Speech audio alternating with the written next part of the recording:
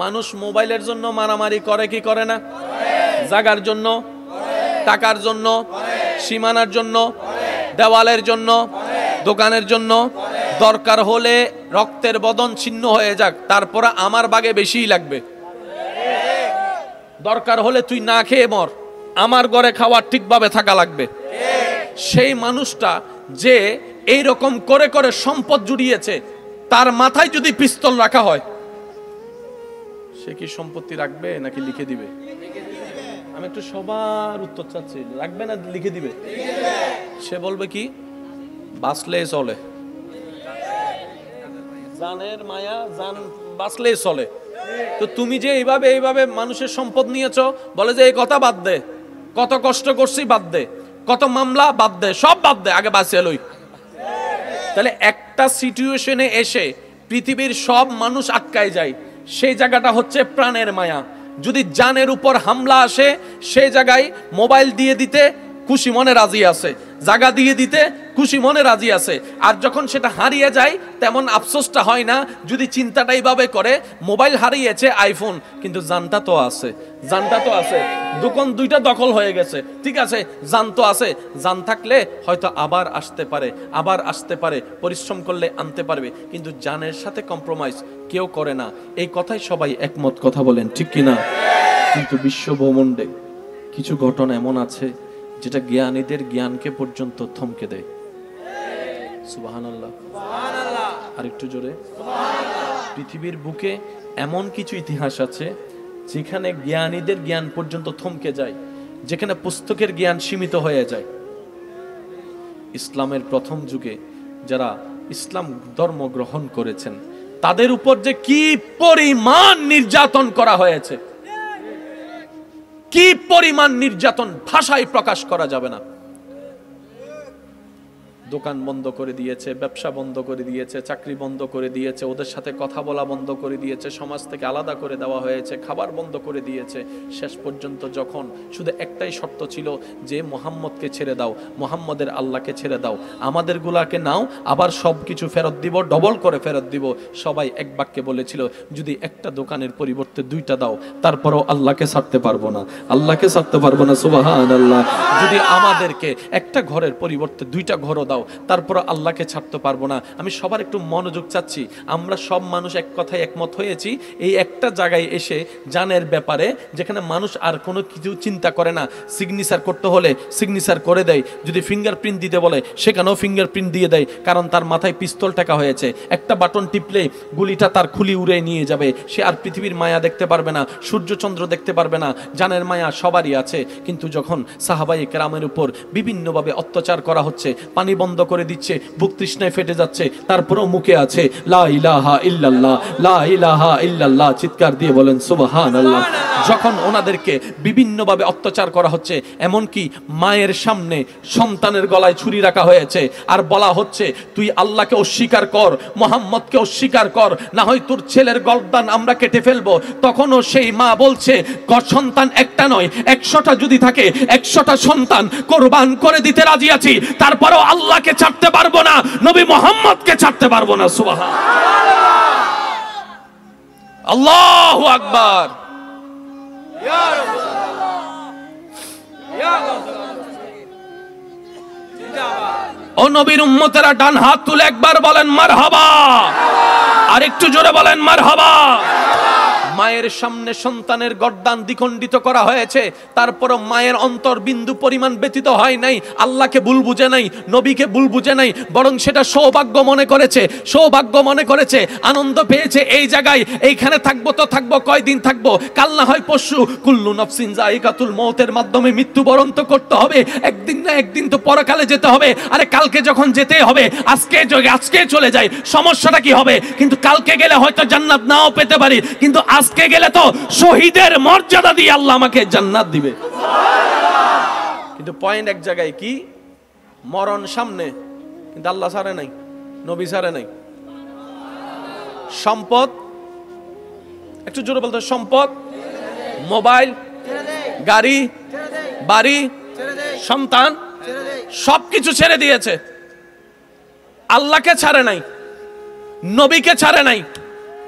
বেলালে হাবশি রাদিয়াল্লাহু তাআলা তৃষ্ণার্ত রেখেছে অনেক দিন, কারণ তাদের ধারণা ছিল তৃষ্ণা যখন বুক ফেটে যাবে, যখন সে তৃষ্ণা সহ্য করতে না পেরে পানি চাইবে, তখন আমরা এক হাতে পানির বাটি নিব আর এক হাতে মূর্তিটা নিব, আর ওকে বলবো যদি মূর্তিটাকে দেবতা হিসেবে মেনে নাও, পানি এখন তোমাকে দিব। এই শর্তে তারা প্ল্যানিং করেছে।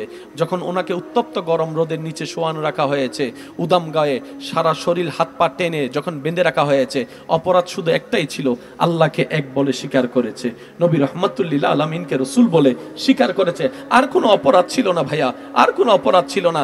যখন এই উত্তপ্ত গরম রোদ ওনার শরীরকে তৃষ্ণার্ত করে তুলছে, যখন পানি পানি করে চিৎকার করছে, সামনে যখন বাটিটা আনলো, ওই হযরত বেলাল রাদিয়াল্লাহু তাআলা মনে করছেন হয়তো তাদের অন্তরে কিছুটা হলো তো মায়া যাবে, মানুষ বলে তো কথা, একটু তো মায়া হয়ে পানি দিতে পারে।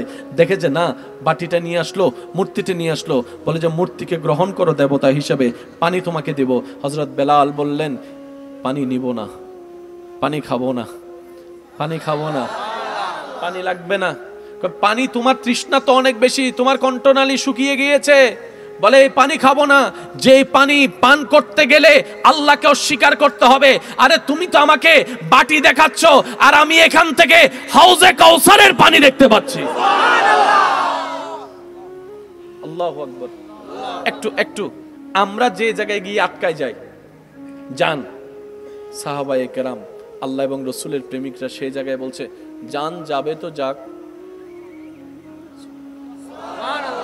আর একটু জোরে বলা যাবে? জান যাবে তো, জান যাবে তো। এবার আমাদের মনের প্রশ্ন, কোন সেই বিদ্যালয় যে বিদ্যালয় থেকে এই শিক্ষাটা পাইছে? একটু ভাবি একটু আমরা বলি, কোন সেই ক্লাসরুম যে ক্লাসরুমে এই পড়ানো হয়েছে? মনে রাখবেন, যখন অভাব ঘরে আসে তখন ভালোবাসা, এই তো বলে ফেলছে, একটু জোরে বলেন না। যখন অভাব ঘরে আসে তখন জানালা দিয়ে ভালোবাসা। এটাও চট্টগ্রামের নিয়ম, এটা ঢাকার নিয়ম, এটা বাংলাদেশের নিয়ম, এটা সারা বিশ্বের নিয়ম, এটা সব জায়গারই নিয়ম। অভাব যখন ঘরে আসে ভালোবাসা তখন। কিন্তু সাহাবায়ে কেরামের ভালোবাসা জানলা দিয়ে পালাই নাই, জানলা দিয়ে পালাই নাই। অভাবকে আপন করে নিয়েছে, ক্ষুধার্ত থেকেছে, তৃষ্ণার্ত থেকেছে, সন্তান হারা হয়েছে, তারপরও ভালোবাসাটা জানলা দিয়ে পালাই নাই। ও আমার ইউথরা, ও আমার ভাই বোনেরা, আসল ভালোবাসা তো এটাকেই বলা হয়, আসল ভালোবাসা তো এটাকেই বলা হয়। যে ভালোবাসা অভাব দেখলে আপনার হাত ছেড়ে দেবে, এটা তো ভালোবাসা না, এটাকে তো স্বার্থপরতা বলে। ভালোবাসা যদি পেতে চান, বান্দা হিসেবে আল্লাহর প্রেম সাগরে ডুব দেন, উম্মত হিসেবে নবীর প্রেম সাগরে ডুব দেন। বলেন সুবহান। এটা ভালোবাসা। এবার বলেন, দুনিয়াতে ভালোবাসা আছে না নাই? মারা যাওয়ার সাথে সাথে স্ত্রীর হাত ছেড়ে দেবে কে? আমি বলবো না, আপনারা জোরে বলেন, স্ত্রীর হাত ছেড়ে দিবে কে? ভাইয়ের সঙ্গ ছেড়ে দিবে ভাই, ভাইয়ের সঙ্গ ছেড়ে দিবে ছাত্রের সঙ্গ ছেড়ে দিবে শিক্ষক, সবাই ওনাকে মিলে কবরে রেখে আসবে। সবাই হাত ছেড়ে দিয়েছে, বুঝবেন, সবাই হাত ছেড়ে দিয়েছে, কবরে রেখে দিচ্ছে, কবরে রেখে দিচ্ছে, কবরে রেখে দিচ্ছে। আল্লাহর রহমত আর নবী।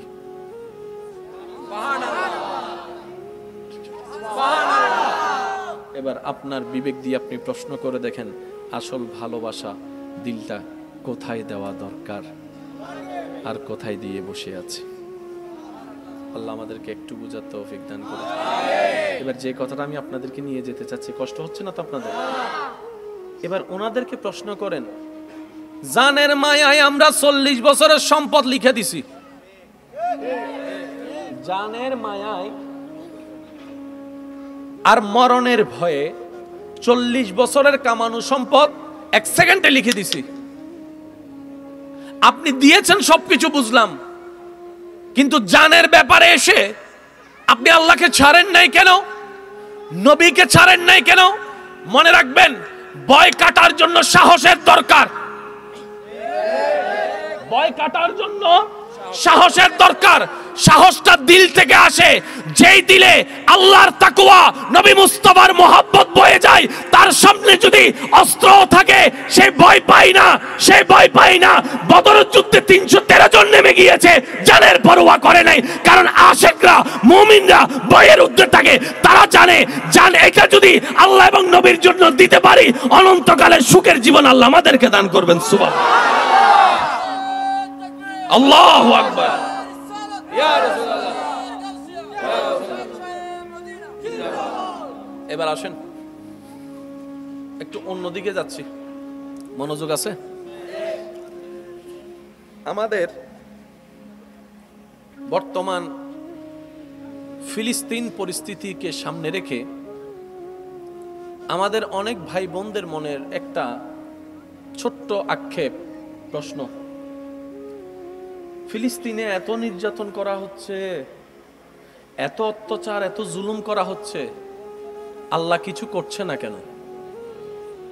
আল্লাহ তাদেরকে আযাব দিচ্ছে না কেন? আল্লাহ তাদেরকে সাজা দিচ্ছে না কেন? আল্লাহ চাইলেই তো পারে, ইন্নাল্লাহা আলা কুল্লি শাইইন কাদির, চাইলেই তো পারে, যিনি কুন বললেই ফায়াকুন হয়ে যায়, উনি চাইলে তো সেকেন্ডের ভিতরে সবকিছু ধ্বংস করে দিতে পারে। তিনি চাইলে তো জালিমদেরকে একদম শেষ করে দিতে পারে। তিনি তো চাইলেই হয়, চাচ্ছেন না কেন? আমরা এত কান্না করছি, আমরা এত দোয়া করছি, আমরা এইভাবে আকুতি করছি আল্লাহর কাছে, আল্লাহ আমাদের দোয়া শুনছেন না কেন? আমি শ্রদ্ধার সাথে আমার ভাই বোনদের উদ্দেশ্যে একটা কথা বলবো, আমরা যা বলি যা ভাবি সেটা আমাদের জ্ঞান। আল্লাহর ওয়াস্তে কথাটাকে গিয়ে অন্যদিকে নিবেন না, অন্যদিকে নিবেন না, পুরা কথাটাকে শুনেন। আমরা যা ভাবি যা দেখি সেটা আমাদের জ্ঞান, আর আমাদের জ্ঞান হচ্ছে লিমিটেড। আমরা কালকের দিন দেখি না, আর আল্লাহ তাআলা সবকিছু জানেন, সবকিছু দেখেন, সবকিছু বুঝেন পরিপূর্ণভাবে। সুবহানাল্লাহ। যেহেতু আল্লাহ তাআলা, আমাদের মনে হচ্ছে আল্লাহ চুপ করে আছেন, এটা আমাদের জ্ঞান। একটু কথা বলতে হবে। কি সাউন্ড বক্স চলে গেছে? একবার দরুদ শরীফ পড়েন, আল্লাহুম্মা সাল্লি আলা সাইয়্যিদিনা মাওলানা মুহাম্মদ ওয়া আলা আলি সাইয়্যিদিনা মাওলানা মুহাম্মদ। সবাই মিলে আরেকটু জোরে, আল্লাহুম্মা সাল্লি আলা মাওলানা মুহাম্মদ ওয়া আলা আলি সাইয়্যিদিনা মাওলানা। ডান হাতটা তুলে দেখায় একবার বলেন মারহাবা। হয় না, হয় না, একটু আওয়াজটা গর্জন, বলেন মারহাবা। এবার হাতটা নামান। মনোযোগ আছে সবার? কথাটাকে একটু শেষ করি, নাহলে আবার অনেকে ভুল বুঝে বসে থাকবে। আল্লাহ চাইলেই করতে পারেন, আমাদের কথা হচ্ছে করছেন না কেন? তো যেহেতু রব করছেন না বলে আমাদের মনে হচ্ছে, আমাদেরকে এটাই বিশ্বাস রাখতে হবে, নিশ্চয়ই এখানে কোনো না কোনো একটা হিকমত আছেই আছে। কারণ আমাদের জ্ঞান সীমিত, আল্লাহর জ্ঞান অসীম, আর উনি সময় মতো উপযুক্ত কাজ করেন। ওনার সময় মতো যেদিন হবে সেই দিনে করবে। কিভাবে করবে? করার মতো করবে। কেমন ভাবে করবে? যেভাবে করা দরকার সেভাবে করবে। আমরা ভুলে গেলে চলবে না, মূসা নবীর উম্মতের উপরে ফেরাউনের সেই কঠিন অত্যাচারে আল্লাহ তাআলা কিন্তু ওকে ফিরে আসার জন্য যথেষ্ট সুযোগ দিয়েছিলেন, যথেষ্ট সুযোগ দিয়েছেন। কিন্তু শেষমেশ যখন ফিরে আসেনি, আল্লাহ তাআলা ফেরাউনকে নিচ্ছিন্ন করে দিয়েছে। কথা বলেন ঠিক কিনা? এই পৃথিবীর ইতিহাসে যত অত্যাচারী ছিল, আল্লাহ তাআলার মতো করে সবাইকে সুযোগ দিয়েছেন ফিরে আসার জন্য। কিন্তু আবার এটাও সত্য যে অত্যাচারীর অত্যাচারকে আল্লাহ তাআলা বেশি দিন টিকতে দেয় নাই, যখনই ধরেছেন শেষ করে দিয়েছেন। তা আমি এই কথাটা বলার একটাই কারণ, আমরা যেন এই কথার চিন্তায় পড়ে, শয়তান তো সবসময় আমাদের পিছনে লেগে থাকে ঈমান চুরি করার জন্য, ঠিক না? হয়তো মনের মধ্যে একটা চিন্তা আসতে পারে, কি আল্লাহ থাকলে তো এগুলো করতো, আল্লাহ থাকলে তো বিচার করতো, আল্লাহ থাকলে তো সাজা দিত। আমি শুধু এতটুকু বলবো, আল্লাহর কুদরত বুঝার মতো ন্যূনতম জ্ঞান আমাদের কারণে। তিনি আসমানকে সৃষ্টি করেছেন খুঁটি ছাড়া। সুবহানাল্লাহ হয় না আরে জোরে? যিনি জমিনকে ভাসিয়ে রেখেছেন পানির উপরে, উনি ভালো করে জানেন কখন কি করা কিভাবে দরকার। তবে এতটুকু মনে রাখবেন, অত্যাচারীদেরকে কোনো ছাড় দেওয়া হয় নাই অতীতে, ভবিষ্যতেও কখনো হবে। আপনারাই তো বলেন আল্লাহ ছাড় দেন, কিন্তু আল্লাহ ছেড়ে দেন না। সুবহানাল্লাহ, সুবহানাল্লাহ।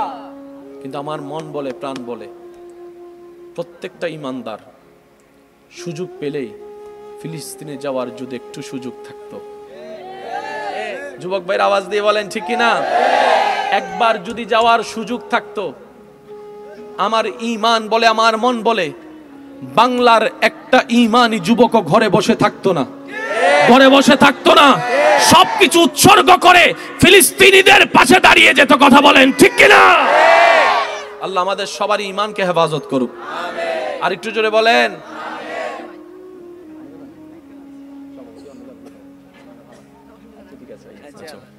একবার দরুদ শরীফ পড়েন, আল্লাহুম্মা সাল্লি আলা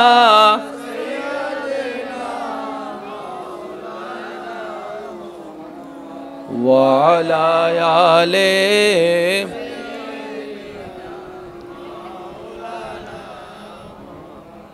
ছোট করে কা হতা হয় ভাই উনো ইতারা জীবন তো সামনাসামনি আসতো না। আর আল্লাহ ইন উকে তো ভালাই বোধ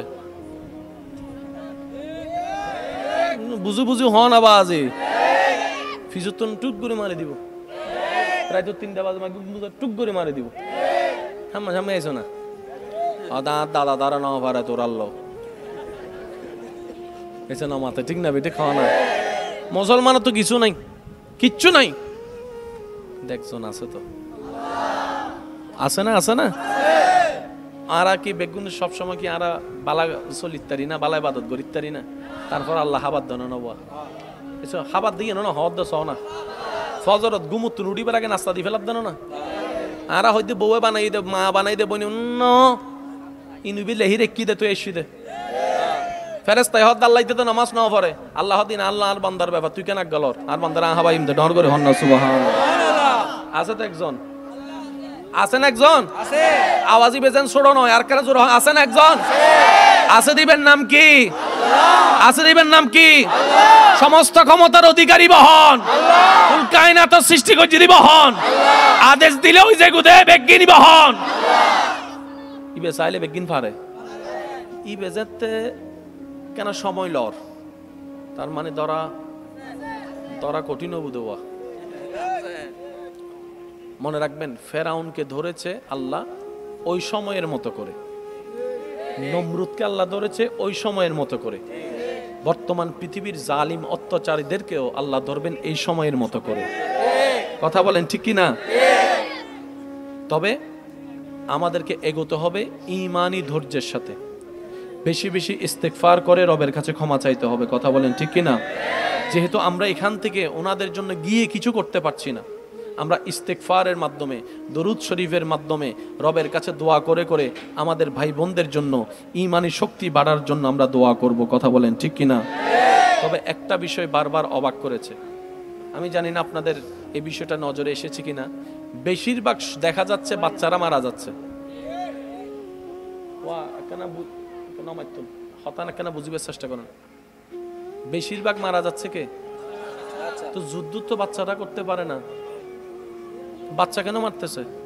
তার মানে ভবিষ্যৎ প্রজন্ম ধ্বংস করাই হচ্ছে তাদের মূল লক্ষ্য।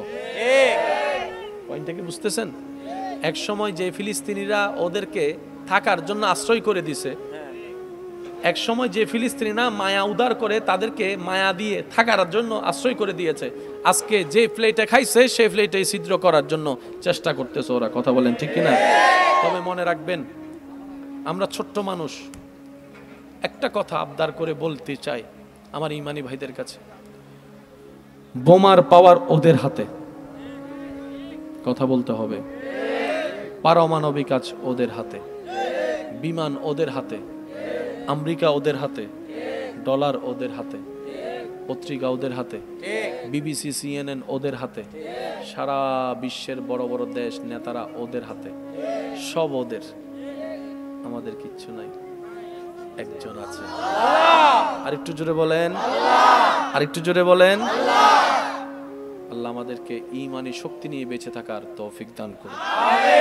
আমার মূল বিষয়টা ছিল আমরা যেন এই সমস্ত বিষয় দেখে ঈমান হারা না হই, শয়তানের ফাঁদে পড়ে। এটা বুঝাতে চেয়েছি আমি কি বুঝাতে পারছি কথা? আল্লাহ আমাদের সবাইকে একটু বোঝার তৌফিক দান।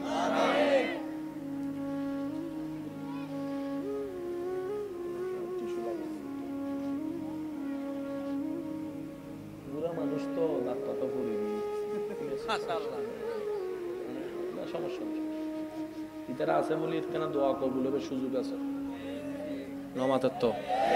আর রাত তুলিলে গুনায় গুনায় ভরপুর। আল্লাহ হবে গুনাগার ইনকিল্লু তুলুছে ফাঁকে ফাঁকে যাতে জান্নাতি ফুল রাত তুলি যাব আল্লাহ ইতারা কিনলে চাই আর কিনল না সুযোগ আছে না নাই? হ না, কত ভালো লাগে আমার নূর নবীর নাম, আরো ভালো লাগে নবীর দরুদ সালাম, নবীর দরুদ সালাম, নবীর দরুদ সালাম। সবাই কত ভালো লাগে আমার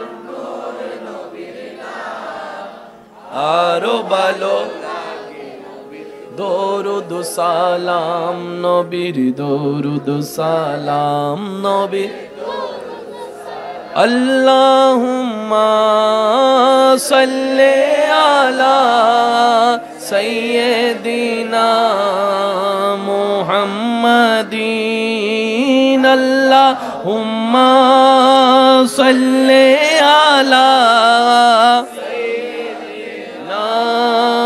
মুহাম্মাদিন, নবীর দরুদ সালাম, নবীর দরুদ সালাম। সবাই কত ভালো লাগে আমার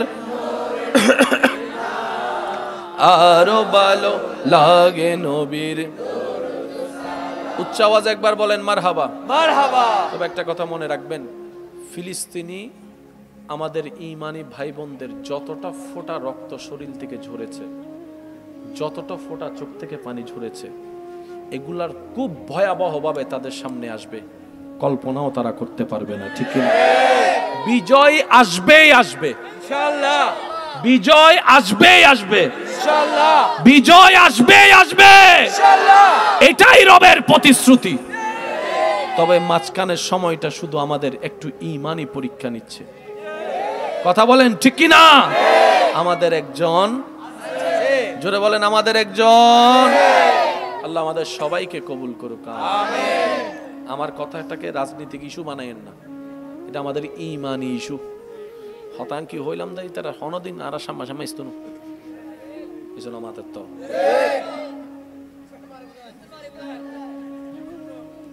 আচ্ছা জীবনত হনদিন এই ফুটবল খেলা মিদি ওই হার খেলা বেশি জমে হন হন দল।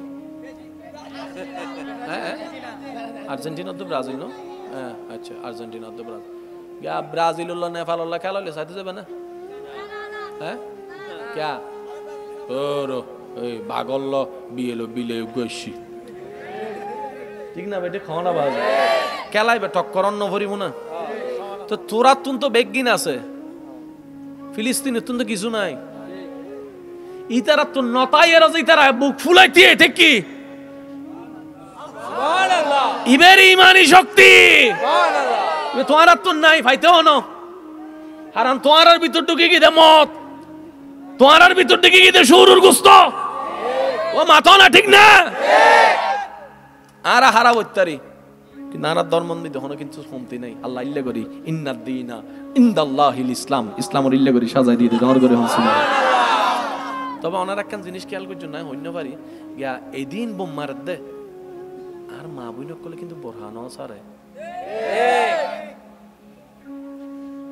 কষ্ট নিয়ে না আমার কথায় ফিলিস্তিনের যতগুলো ভিডিও মোটামুটি ছবি দেখবেন বেশিরভাগই দেখবেন মা বোনেরা পর্দা করা অবস্থায় আছে অথচ সেকেন্ডে সেকেন্ডে ওদের উপর হামলা হয়তো বোমা দিয়ে না হয় গুলি দিয়ে এত কিছুর পরেও পেটে কিন্তু খাবার নাই কিন্তু পর্দাটা ওনারা টিকিয়ে রাখার চেষ্টা করেছেন। সুবহানাল্লাহ।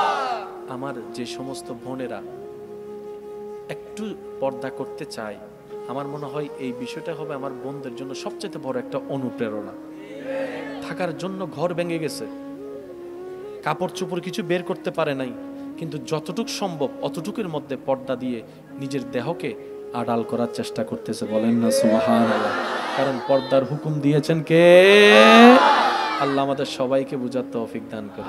আমিন। এবার আমি আর বেশিক্ষণ ডিস্টার্ব, সব জায়গায় গিয়ে আমরা কি করি বলেন না? জানের বিষয় আসলে আমরা কি করি, কিন্তু ঈমানের বিষয় আসলে ঈমান ল নাকি জানল? জোরে বলেন না, ঈমান ল নাকি জানল? তার মানে কি শিখলাম? ঈমানের ব্যাপারে বিন্দু পরিমাণ কম্প্রোমাইজ করা চলবে না। ডান হাত তুলে দেখাই বলেন ঠিক কিনা? মুসলমানের সবচেয়ে দামি সম্পদের নাম ঈমান। ঈমান জোরে বলেন কি? ঈমান। আরো জোরে বলেন কি? ঈমান। ইমাম মেহেদী আসতেছে, আসবে না? আসবে না? আসবে না? আসবে। বিজয় আসবে না? আসবে। মানেন না মানেন, সেকেন্ডের ভিতর কত কিছু উল্টাই যাবে কল্পনাও করতে পারবেন না। নবী রাহমাতুল লিল আলামিন ইসলাম প্রচার শুরু করার পরে কিছুদিন পরে একজন ইহুদির স্ত্রীর কাছে গিয়ে একটা থলে দিলেন। ভাইয়া সুবহানাল্লাহ জোরে বলতে হবে তো, আর একটু জোরে বলা যাবে না? একটা ইহুদির স্ত্রীর কাছে গিয়ে নবীজি একটা থলে দিলেন, ব্যাগ, যার স্বামী ইহুদিটা কিছুদিন আগে মারা গেছে। এবার সবাই তো নবীর নামে বিভিন্ন বদনাম শুরু করছে। এবার নুনি নবীকে দেখে বললেন, আপনি আমাকে এই থলিটা কেন দিলেন? বলে যে যার আমানত তাকে ফেরত দিয়েছি। বলে যে আমি তো বুঝলাম না। বলে যে আপনার স্বামী দুনিয়ার থেকে যাওয়ার আগে এই সম্পদগুলা আপনাদের জন্য আমার কাছে আমানত রেখে গিয়েছিলেন। ওই আমানতটা ফেরত দেওয়ার জন্য আমি উপস্থিত হয়েছি।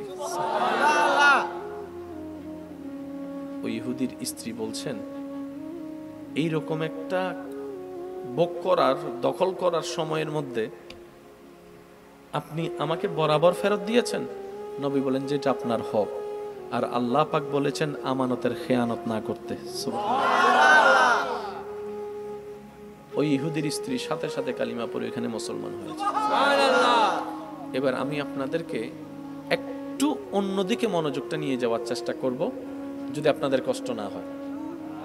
যেতে পারবেন ইনশাআল্লাহ? চাই নবীর উম্মতরা একটা হাত তুলে দেখান না, যেতে পারবেন ইনশাআল্লাহ?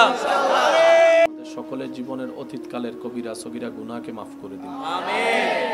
আল্লাহ তাআলা আমাদের মা বাবার গুনাহকে মাফ করে দিন। আমিন। আমাদের যত আত্মীয় স্বজন এবং এই এলাকায় যত কবরবাসী কবরের আযাবে কষ্ট পাচ্ছে, আল্লাহ তাআলা মেহেরবানি করে প্রত্যেকটি কবরবাসীকে আযাব থেকে মুক্তি দান করুন। আমিন। এতক্ষণ পর্যন্ত যারা আলোচনা করেছেন, নাতে রাসূলের খেদমত পেশ করেছেন, আল্লাহ ওনাদেরকেও কবুল আর মঞ্জুর করুক। আমিন। সম্মানিত উপস্থিতি, আমরা বেশি রাত গভীর করব না। আমি সবার কাছে একটা বিনয়ের সাথে অনুরোধ রাখব, আল্লাহ তাআলা আমি অদমকে যতটুকু সময় বলার তৌফিক দান করবেন, এই সময়টুকু সবাই মনের কান দিয়ে শোনার চেষ্টা করবেন ইনশাআল্লাহ। আর আমাকে একটু আওয়াজ দিয়ে সহযোগিতা করতে হবে। যারা যারা করতে রাজি আছেন একবার বলেন মারহাবা। আর একটু জোরে বলেন মারহাবা। আসুন আমরা কিছু জিনিস আগে একটু বুঝার চেষ্টা করব ইনশাআল্লাহ। সবাই নিজে বাঁচতে চায়, চাইতেই পারে। সবাই সুখে থাকতে চায়, চাইতেই পারে। সবার তো সেই স্বাধীনতা অধিকার আছে, এটা নিয়ে কোনো কথা টানাটানি করার কোনো সুযোগ নাই। তবে আমরা যে ভুলটা করি সেটা হচ্ছে অন্যের মুখ থেকে হাসি ছিনিয়ে নিয়ে নিজে হাসার চেষ্টা করি। আমরা অন্যের সুখের জীবনে কাঁটা হয়ে নিজের জীবনে সুখের বাতি জ্বালানোর চেষ্টা করি, যার ফলে হয় ওকেও সুখে থাকতে দিই না, নিজেও সুখে থাকতে পারি না। টোটাল বিষয়টা একটু অবজারভেশন করলে দেখা যায় আমরা নিজেরাই নিজেদের ক্ষতির কারণ নিজেরাই নিজেদের অশান্তির কারণ, নিজেরাই নিজেদের দুঃখের কারণ। কথা বলেন ঠিক আছে? এবার বলেন, আল্লাহ তাআলা আমাদের জন্য কি সুখ রাখেননি? আমরা পাচ্ছি না কেন? নিশ্চয়ই আমাদের কোনো একটা জায়গায় ভেজাল আছে। একটু সবাই মিলে বললে খুশি হব। আমার ভেজালটা আসলে কাদের ভিতরে? আমারটা আমার ভিতরে, আমারটা আমার ভিতরে, আপনারটা আপনার ভিতরে। এবার আপনারা একটু ভেবে বলুন তো, হাজারবার চেষ্টা করলেও কি এই দুনিয়ায় আর আসতে পারবো? তাহলে আমাদের সুযোগ কয়বার? এই যে গিয়েছে যারা, আর আসার সুযোগ পাচ্ছে না। আমরাও চলে যাব একদিন। হয়তো এই দুনিয়াবাসী যারা মাটির উপরে থাকবে, তারা আমাদের নাম নিয়ে হয়তো একটু স্মরণ করবে, বাস এইটুকু। এর বাইরে কিচ্ছু করা সম্ভবপর। আল্লাহ তাআলা আমাদেরকে একটু বুঝার তৌফিক দান করুন। তো সুখে, বাবা প্লিজ প্লিজ ভাইয়া একটু দেখেন না, আপনারা একটু দেখলে হবে, আপনারা একটু দেখলে হবে। স্যার সবাই মিলে একটু মন খুলে দরুদ শরীফ পড়েন। আল্লাহুম্মা সাল্লি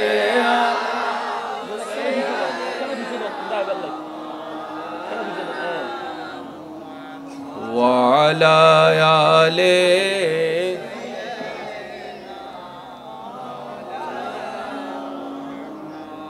নয় নয় ইবে কেন সিডেঙ্গে আওয়াজ অম ভরিব আর কেন জোরে? আল্লাহুম্মা সাল্লি আলা সাইয়্যিদিনা মাওলানা মুহাম্মদ ওয়া আলা আলি সাইয়্যিদিনা মাওলানা মুহাম্মদ। একদম নীরব হয়ে শুধু মাহফিলের আওয়াজে আওয়াজ দিয়ে একবার বলেন মারহাবা। এবার বলেন, সুখে থাকতে চান? একটু শান্তিতে নিঃশ্বাস নিতে চান? মন ভরে বাঁচতে চান? তাহলে শর্ত একটাই, পরকালকে সাজান, দুনিয়া সেজে যাবে। জোরে বলেন না। শর্ত একটাই, সাজাবো আমরা পরকাল, সেজে যাবে দুনিয়ার পরকাল। একটু মনোযোগ লাগবে, একটু মনোযোগ লাগবে প্লিজ। সাজাবো আমরা পরকাল, সেজে যাবে দুনিয়ার পরকাল। এবার পরকালকে যদি সাজাতে চাই, তাহলে প্রথম শর্ত, অন্যের কষ্টের কারণ হওয়া যাবে। যদি এই শর্ত মেনে নিই, তাহলে আর কারো মুখ থেকে হাসি ছিনিয়ে নেওয়ার দুঃসাহস আমরা করতে পারবো না। যদি আপনি আমি পরকালে সত্যি সুখে থাকতে চাই, তাহলে অন্যের রাস্তায় বাঁধা হয়ে দাঁড়াতে পারবো না। এবার আপনি আমি যদি পরকালকে সাজাতে গিয়ে অন্যের রাস্তায় বাঁধা হওয়া থেকে বিরত থাকতে পারি, সওয়াবে তো সওয়াব পাবো, দুনিয়ায় ইজ্জতে ইজ্জত পাবো, সম্মানে সম্মান পেয়ে যাব। বলেন সুবহানাল্লাহ। অর্থাৎ ঠান্ডা মাথায় যদি আমরা পরকালকে সাজাতে চাই, দুনিয়া অটোমেটিক সেজে যাবে। সুবহানাল্লাহ। আমার কথা কি কেউ কষ্ট পাচ্ছেন? আচ্ছা সত্যি করে বলেন যে আমরা এই পর্যন্ত যারাই সুখে থাকতে চাইছি, ভালো থাকতে চাইছি, অন্যের খাবার কেড়ে নিয়ে নিজে খাইতে চাইছি? একটু জোরে বলেন না। আমি যদি মাথায় এই কথা বসাই ফেলি, রিজিকে যদি আমার থাকেও, আমি পিছনে থাকলেও সেটা আমার কাছে আসবে, তাহলে তো আমার এখানে লাইনের মধ্যে দৌড়াদৌড়ি করার, ধাক্কাধাক্কি করার কোনো দরকার। এটার নাম হচ্ছে তাওয়াক্কুল। সুবহানাল্লাহ বলেন। আমাদের জীবনে একটা জিনিসের বড় কমতি, বড় অভাব, সেটা হচ্ছে আল্লাহর উপর তাওয়াক্কুল করা। আল্লাহ সেই রব নয় যে রব তিমি মাছকে খাওয়াচ্ছে। আল্লাহ কি সেই রব নয় ছোট্ট ছোট্ট পিঁপড়াকে পর্যন্ত খাওয়াচ্ছে প্রত্যেক দিন? কোনো চাকরি নাই, কোনো ব্যবসা নাই, কোনো কিছুই নাই, কিন্তু টাইম টু টাইম আল্লাহ ওনাদের খাওয়ার ব্যবস্থা করে দিচ্ছেন। তিনিই তো রাজ্জাক। চিৎকার দিয়ে বলেন না সুবহানাল্লাহ। কথাগুলো কি আমরা মনে বসাতে পারবো? জোরে বলেন। নিজের ভালোর জন্য হলো বসাইতে হবে, এই ছাড়া দ্বিতীয় কোনো উপায়। আচ্ছা এবার আসেন ভাইয়া, একদম সাইলেন্ট। সুখ শান্তি যারা চান, দিবেন কে? আল্লাহ দেওয়ার একটা কারণ লাগবে না? যেমন আপনি যখন নামাজে মাথা ঝুঁকাই দিবেন, দেখবেন আপনার ব্রেন শান্তি হয়ে যাবে। তাহলে আপনি নামাজে ঢুকলেন, আল্লাহ আপনার মন শান্তি করে দিল, ব্রেন শান্তি করে দিল। সুবহানাল্লাহ। এবার সত্যি করে একটা কথা বলেন, নিজে খাইলে কি বলে? আমি সবার মুখে শুনতে চাই, নিজে খাইলে কি বলে? আর মানুষকে খাওয়াইলে? আমি শুনি নাই, আরো জোরে। নিজে খাইলে পেট ভরে, আর অন্যকে খাওয়ালে দেখবেন আপনার মনটাই ভরে গিয়েছে। আপনি রাস্তা দিয়ে যাচ্ছেন, হঠাৎ ক্ষুধা লাগলো, একটা টঙের দোকানে আপনি গেলেন, আপনার পকেটে মাত্র 30টা টাকা আছে, বেশি কোনো টাকা নেই। আপনি ক্ষুধা নিবারণের জন্য ওই টঙের দোকানে গিয়ে একটা কলা, একটা বন নিলেন, একটা চা নিলেন। খেতে খেতে হঠাৎ করে আপনার নজর পড়লো একটা ছোট্ট বাচ্চার দিকে, যার শরীরে তেমন কোনো কাপড় নেই, উদাম গাও, দূর থেকে ওই কলার দিকে তাকিয়ে আছে, দূর থেকে ওই বনের দিকে তাকিয়ে আছে। দেখেই মনে হচ্ছে যেন খুব ক্ষুধা তার পেটের মধ্যে আছে, কিন্তু কেনার মতো সামর্থ্য তার কাছে নেই। আপনার নজরটা ওর দিকে পড়লো, আপনি ওনাকে ডাকলেন, ডাকার পরে বললেন, বাবা আপনার কি ক্ষুধা লাগছে? সে একটু মুচকি হেসে বলল, জি আমার ক্ষুধা লাগছে। তো তুমি খাও, আমার তো টাকা নাই। আপনি বললেন, টাকার চিন্তা করিও না, আমার যা আছে অর্ধেক আমি খাবো, অর্ধেক তোমাকে খাওয়াবো। এমনি পকেটে টাকা নাই, রেখেছিল অর্ধেক খেয়ে আর অর্ধেক গাড়ি ভাড়া দিবে, এই চিন্তা করে। এবার আমার সে ভাই কি করলো, দরকার হলে আমি হেঁটে চলে যাব, তারপরও তো একজন ছোট্ট বাচ্চার ক্ষুধা নিবারণের একটু কারণ হতে পারবো, হয়তো আল্লাহ তাআলা এই উসিলায় আমাকে ক্ষমা করে দিতে পারেন। সুবহানাল্লাহ। এবার সে বাচ্চার হাতে আপনি নিজে দাঁড়িয়ে একটা কলা দিলেন, একটা বন দিলেন। ক্ষুধার্ত পেটে থাকা অবস্থায় সেই বাচ্চাটা যখন হাতে ক্ষুধা নিবারণের সেই কলাটা দেখতে পাবে, যখন বনটা দেখতে পাবে, তার সেই ক্ষুধা নিবারণের খুশিটা তার চেহারায় ফুটে উঠবে, তার চেহারায় ফুটে উঠবে। আপনি তার চেহারাটা একটু তখন তাকায় একটু দেখেন, ওই চেহারায় যে হাসিটা দেখতে পাবেন, লক্ষ কোটি টাকা খরচ করলো আপনি এমন সুন্দর হাসি এই পৃথিবীতে খুঁজে পাবেন না। আপনি দেখবেন এই 10-15 টাকার খরচের বিনিময়ে আপনি দিলে এমন একটা শান্তি পাবেন, যে শান্তিটা আপনি কোনো জায়গাও আর খুঁজে পাবেন না। সুবহানাল্লাহ। আপনি খাওয়ালেন অন্যকে, ওনার রব আপনার দিলে শান্তির ব্যবস্থা করে দিয়েছে। তাহলে আসুন আমরা একটু আওয়াজ দিয়ে বলি, সুখ পাওয়ার রাস্তা কি? আল্লাহর সৃষ্টিকে সুখে রাখা। শান্তি পাওয়ার রাস্তা কি? আল্লাহর সৃষ্টিকে শান্তিতে রাখা। এই ছাড়া বলেন না, অন্যকে কষ্ট দিয়ে নিজে কখনো সুখে থাকা, একটু জোরে বলেন না, অন্যকে কষ্ট দিয়ে নিজে কোনো সুখে থাকা। আপনি যদি মনে করেন, ভাইয়া প্লিজ, আমরা যদি মনে করি অন্যকে অপমান করে আমি ইজ্জতওয়ালা হব, তাহলে আমি ভুলের সাগরের মধ্যে ভাসতেছি। ইজ্জত তখন হয় আপনি যখন ইজ্জত দাতা যাকে ইজ্জত দিয়েছেন, ওই ইজ্জতকে যখন আপনি ইজ্জত দিবেন, ইজ্জত দাতা খুশি হয়ে ইজ্জত আপনাকে দান করবেন। আল্লাহ আমাদের সবাইকে একটু বুঝার তৌফিক দান। এবার আসুন, আমাদের ধর্মের নাম কি? ইসলাম। সবাই মিলে বলুন না, ইসলাম। এখনো নবীজিকে আল্লাহ তাআলা ইসলাম প্রচারের আদেশ দেননি। এখনো নবীজিকে আল্লাহ তাআলা ইসলাম প্রচারের আদেশ। এর ভিতরেই বড় বড় বাটপাররা পর্যন্ত নবীর চরিত্র দেখে মুগ্ধ হয়ে এটা বলতে বাধ্য হয়েছে, পৃথিবীর সবাই মিথ্যা কথা বলতে পারলেও আব্দুল্লাহর বেটা মুহাম্মদ কখনো মিথ্যা বলবে না। সুবহানাল্লাহ। পৃথিবীর সবাই যদি আমানতের খেয়ানত করে, এই আব্দুল্লাহর বেটার কাছে আমানত রাখো, যেমন দিবা ঠিক তেমনই ফেরত পাবা, 19-20 হবে না। আমি সবার একটু মনোযোগ চাচ্ছি। আমাদের নবী রাহমাতুল্লিল আলামিন রাতের বেলায় মক্কার গলিতে হাঁটলেন। জোরে বলবেন না, কাদের নবী? একটু প্রাউড ফিল করে বলেন না, কাদের নবী? আর একটু মহাব্বত করে বলেন, কাদের নবী?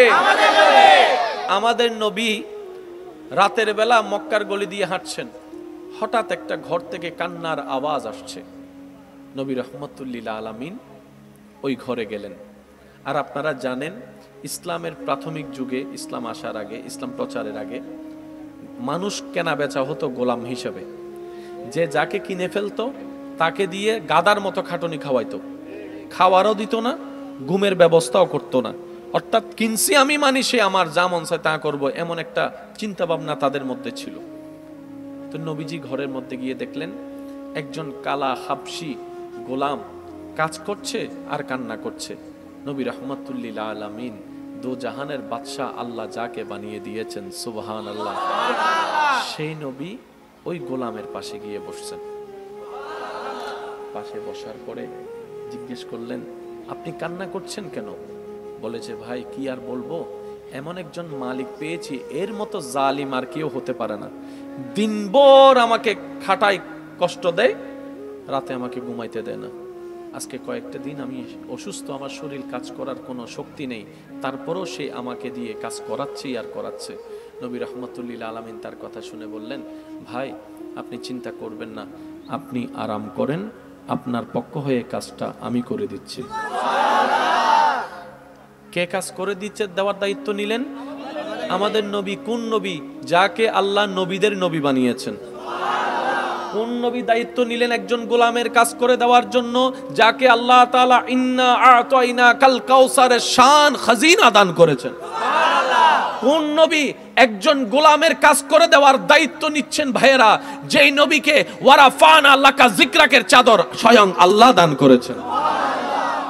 নবীজি দায়িত্ব নিলেন, কাজ শুরু করলেন, উনি ঘুমালেন। এভাবে বেশ কয়েকদিন যাওয়া শুরু করলো। নবী প্রত্যেক দিন রাত্রেবেলা এসে ওই গোলামের কাজগুলা নবী করে দেওয়া শুরু করলেন। সময় পার হতে থাকলো। একটা দিন আল্লাহর হুকুম আসলো, নবী ইসলামের দাওয়াত দেওয়া শুরু করলেন। ওলু লা ইলাহা ইল্লাল্লাহ তুফলিহুন। আল্লাহর হুকুম আসলো, এক আল্লাহর একাত্মবাদের দাওয়াত যখন দেওয়া শুরু করলো, আপনারা জানেন নবীর থেকে মানুষকে অন্যদিকে মনোযোগ নেওয়ার জন্য মক্কার কাফেররা একটা চালাকি খেলেছে। সেটা কি? নবীকে মৃত্যুক বলে নাই, নবীকে পাগল বলেছে, জাদুঘর বলেছে। দুইটা শব্দ একটু মার্ক করবেন। নবীকে মৃত্যুক বলে নাই, কারণ মৃত্যুক বললে তারা মৃত্যুক হয়ে যাবে। কিভাবে? 40 বছর ধরে যাকে তোমরা সত্যবাদী বলেছো, আজকে কেন মৃত্যুক বললা? নিশ্চয় তোমাদের মধ্যে জামিলা আছে, তাই মৃত্যুক শব্দ ব্যবহার করে নাই।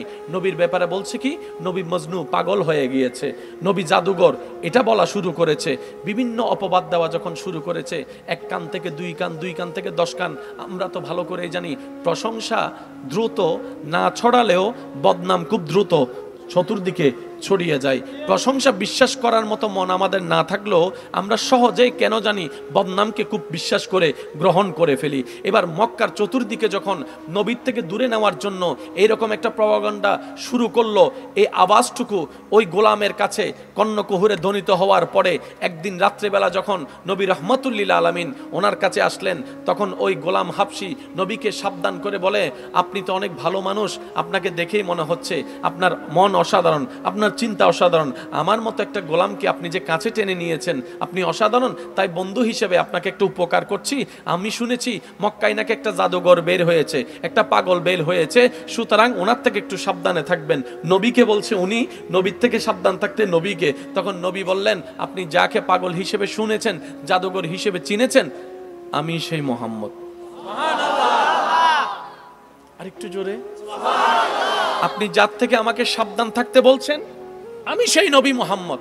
এই কথা শোনার পর ওই হাবশী গোলাম বলে, যদি সত্যি আপনি সেই নবী মুহাম্মদ হন, আপনি যদি এক আল্লাহর দাওয়াত দিয়ে থাকেন, কেউ মানুক না মানুক, আমি কালিমা পড়ে মুসলমান হয়ে গেলাম। নবীর কি দেখেছে? চরিত্র। আরেকটু জোরে, নবী ওনার মন জয় করেছে কি দিয়ে? হামলা দিয়ে নাকি চরিত্র দিয়ে?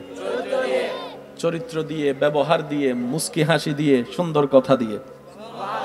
আমরাও যদি আমাদের জায়গা থেকে আপন করার চেষ্টা করি এই গুণগুলা, হ্যাঁ আমরা পারবো না পরিপূর্ণ। 100তে 100 আমরা কেউ নই, মনে রাখবেন। কখনো 100তে 100 খুঁজবেন না, 100তে 100 কাউকে খুঁজবেন না, 100তে 100 কাউকে বানানোর চেষ্টাও করবেন না। 100তে 50 পাইলেও চলে এখন, 100তে 30 পাইলেও মোটামুটি চলে এখন। 100তে 100 যদি আশা করি, আশাটা আশাই থেকে যাবে, কল্পনাটা কল্পনাই থেকে যাবে, বাস্তবতার সাথে কখনো মিল খাবে না। সেজন্য কখনো কারোর ভিতরে 100তে 100 না খুঁজে আমরা যদি নিজেরাই 100তে 100 হতে পারি, তাহলে অন্তত অন্য কেউ আমাকে পেয়ে, আপনাকে পেয়ে 100তে 100 পেয়ে যাবে। বলেন না সুবহান। কষ্ট পেয়েছেন আমার কথায়? আমরা সব সময় অন্য থেকে আশা করি। তোর তো নম্বরই বোধ হয় চিহ্ন মাথা কেনা, ঠিক না বেটি? খাওয়া না, এই তোর তো নম্বরই বোধ হয়, ঠিক না? এবার আসেন, কষ্ট হচ্ছে না তো আপনাদের? একদম আস্তে আস্তে করার চেষ্টা করছি, একদম সফটলি ভাবে বলার চেষ্টা করছি।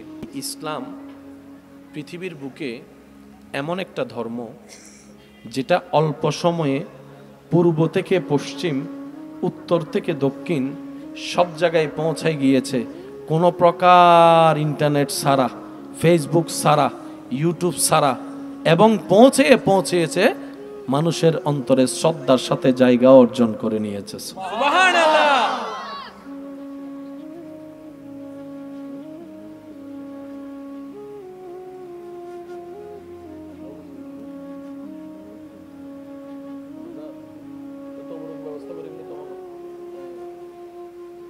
একবার হন মারহাবা, আই ফল নি উনার ফল এরি তক প্রেমর আর কি হইম, প্রেমর কি আর বিচার আছে না? প্রেমের কি হালা সাদা লাল ইনকি আর বুঝে না? আচ্ছা ভাইয়া মনোযোগ, এই ইসলাম সর্ব জায়গায় পৌঁছেছে, মানুষের অন্তরে শ্রদ্ধা এবং ভালোবাসার জায়গা অর্জন করছে, ঠিক না? এখনো পর্যন্ত ইসলাম আছে না নাই? আছে। এবার সমাজ বিজ্ঞানের একটু মনোযোগ আমি আকর্ষণ করব। যতগুলা কমিটি আছে, মিটিং না থাকলে কমিটি কখনো টিকবে না। আপনারা কি বলেন? কমিটি আছে, মিটিং যদি না থাকে অন্তত 6 মাসে হলে একবার মিটিং এর দরকার আছে।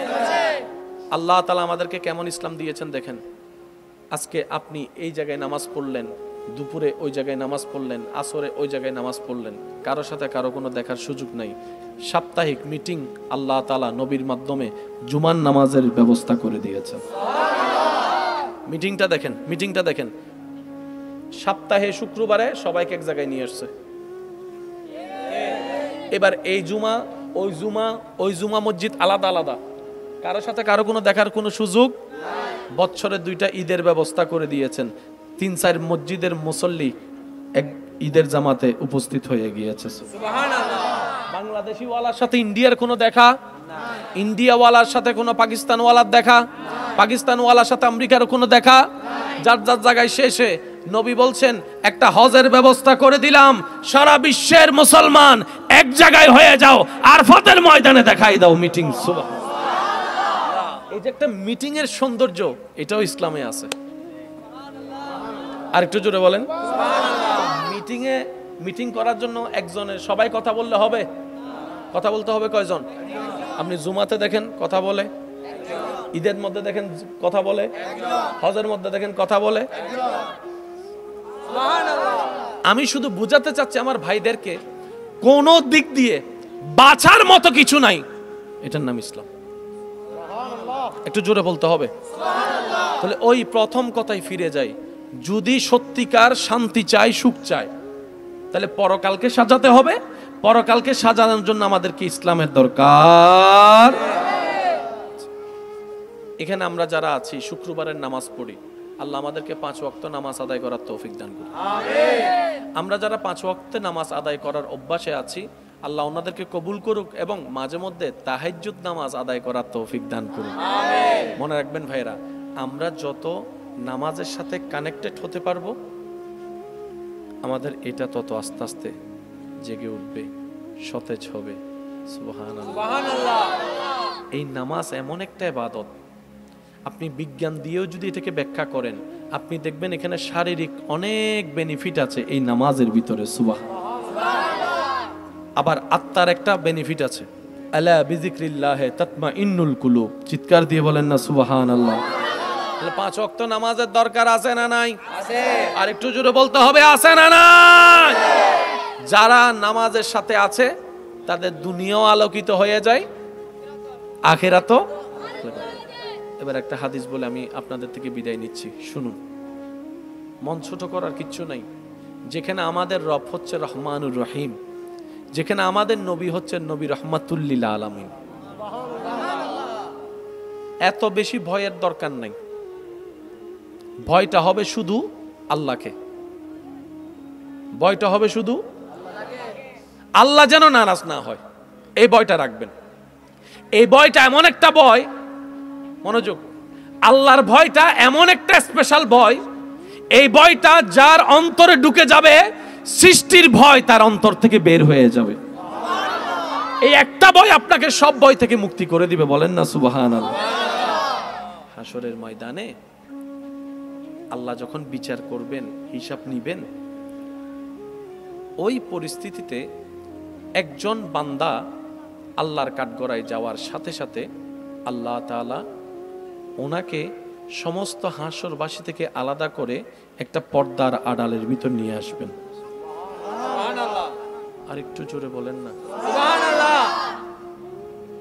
ওই পর্দার ভিতর থেকে আল্লাহ ওনাকে জিজ্ঞেস করবেন আমলনামা দেখে দেখে, এটা করছো? সে বলবে আল্লাহ করছি। এই দোষটা করছো? আল্লাহ করছি। এই গুনাহটা করছো? করছি। আল্লাহ জিজ্ঞেস করবে, সে স্বীকার করবে আল্লাহ আমি ভুল করছি। ফেরেশতা বলবে আল্লাহ ওর তো গুনার পাল্লা ভারী হচ্ছে, তাহলে জাহান্নামের দিকে নিয়ে যাই। রব বলে যে না, দাঁড়াও, ওর সমস্ত গুনাহ মুছে দাও, আমি আল্লাহ হুকুম দিলাম। সুবহানাল্লাহ। এবং তাকে জান্নাতের রাস্তা দেখিয়ে দাও। সুবহানাল্লাহ। ফেরেশতা অবাক হয়ে জিজ্ঞেস করবে মওলা, সেই হিসাবে জাহান্নামী, তুমি তাকে জান্নাত দিলা, নিশ্চয় কোনো একটা কারণ তো আছে। রব বলে যে আমি মালিক, যা ইচ্ছা তা করব। ফেরেশতা বলে যে মওলা তুমি সেটা করতে পারো, কিন্তু আমারও তো জানার ইচ্ছা কি কারণে। তখন রব যে কথাটা বলবেন একটু মনোযোগ দিয়ে শুনবেন। রব বলবেন, এই বান্দা আমার সেই বান্দা যে দুনিয়াতে আমার অনেক বান্দার অনেক কথা জানতো, কিন্তু সে কখনো মুখ ফেটে বলে নাই যেন তাদের ইজ্জতে আঘাত না আসে। সে দুনিয়াতে আমার বান্দাদের ইজ্জত রক্ষা করেছে, আজকে আমি আল্লাহ তার দোষ গোপন করে তার ইজ্জতকে রক্ষা করে দিয়েছে। সুবহানাল্লাহ। আল্লাহ ক্ষমা করে দিলা কেন? বলে যে দুনিয়াতে সে হাজার ক্ষমতা পাওয়ার থাকার পরও সে প্রতিশোধ না নিয়ে আমার বান্দাদেরকে আমার দিকে তাকিয়ে আমাকে খুশি করার জন্য মাফ করে দিয়েছে। সে যদি আমার দিকে তাকিয়ে আমার বান্দাদেরকে মাফ করে দিতে পারে, আমি রহমানুর রহিম গফফার কি মাফ করতে পারি না? আমিও খুশি হয়ে তাকে মাফ করে দিয়েছে। সুবহানাল্লাহ। আজকে থেকে অন্যের সুখের কারণ হবেন ইনশাআল্লাহ। শুনি নাই তো ইনশাআল্লাহ। তো অন্যটাকে এই জায়গায় জামিলা, আপনি ছাড়া সবাই অন্য, আপনি ছাড়া সবাই অন্য, বউটাও আপনার অন্য, মাটাও আপনার অন্য। তো অন্যটাকে এক কথায় বুঝবেন, আমি এত কিছু চিনি না, বুঝার চেষ্টাও করি না, সবাই আমার আল্লাহর বান্দা, সবাই আমার নবীর উম্মত। আজকে থেকে সামনের জনকের শুধু একটাই পরিচয় মাথায় রাখবেন, এটা আমার কেউ না, এটা আমার আল্লাহর বান্দা, এটা আমার নবীর উম্মত। আমি তার সেবা করব আমার আল্লাহকে খুশি করার জন্য, আমি তার সেবা করব আমার নবীকে খুশি করার জন্য। এই সিস্টেমটাতে যদি আমরা আসতে পারি, দেখবেন দিলটাও শান্তি হবে, পরিবারগুলো শান্তির হয়ে যাবে। বলেন না সুবহানাল্লাহ।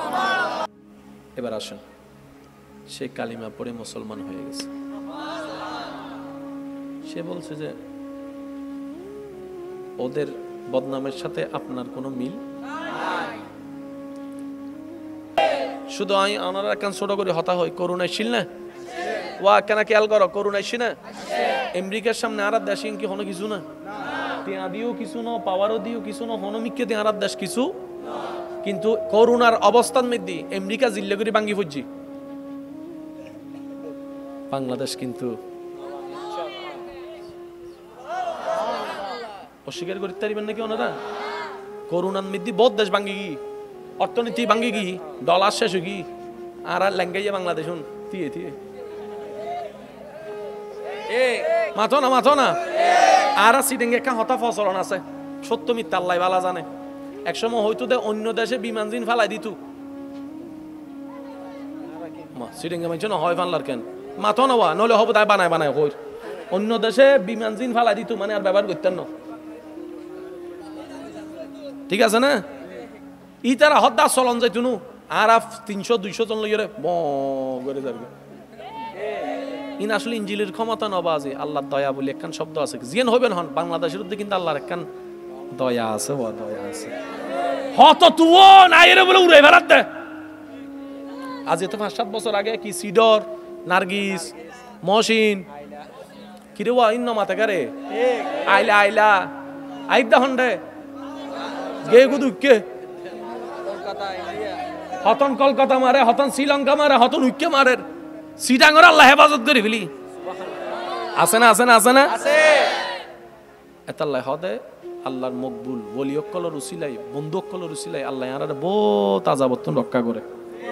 আর যে একটা হতা মনে রাখবেন এই হতান মানি লইবে চেষ্টা করিবেন ভাইয়া ভাইয়া সেই গরত মুরব্বী তাহে এই গরত আল্লাহর রহমত নাজিল সুবহানাল্লাহ হম ফরিবুদ। যে গরম মধ্যে দাদা দাদি নানা নানি বাপ মা বুড়ো মুরব্বী তাহে ইতারা রুগ্গ আলাদা কোটা আছে কোটা ইতারা যতদিন তাইবু গরমত তো দাদা দাদি নানা নানি অবদ্ধা বুড়োই গেলে ফালাই নিদ্দুন ইতারা ওই আতির মতো মূল্য কুটি দিয়া ঠিক না বেটি খাওয়া না বাজে ইতারার হারণে আল্লাহ বহুত বলা মুসিবত হেফাজত করে। তারপরে মুহাক্কিক আলেমর হারণে আল্লাহ আর আযাবতন হেফাজত করে। আল্লাহর প্রিয় প্রিয় বন্ধুকলের হারণে আল্লাহ আর আযাবতন হেফাজত করে। ডর করে হন সুবহানাল্লাহ আর কেন জোর হন না সুবহানাল্লাহ। মনে থাকবে এই কথাগুলা। যাদের ঘরে মুরব্বী আছে একটু সেবা যত্ন করবেন, একটু সম্মান দিবেন, একটু খেয়াল রাখবেন, একটু যত্ন নেবেন। ঠিক আছে এবার আসুন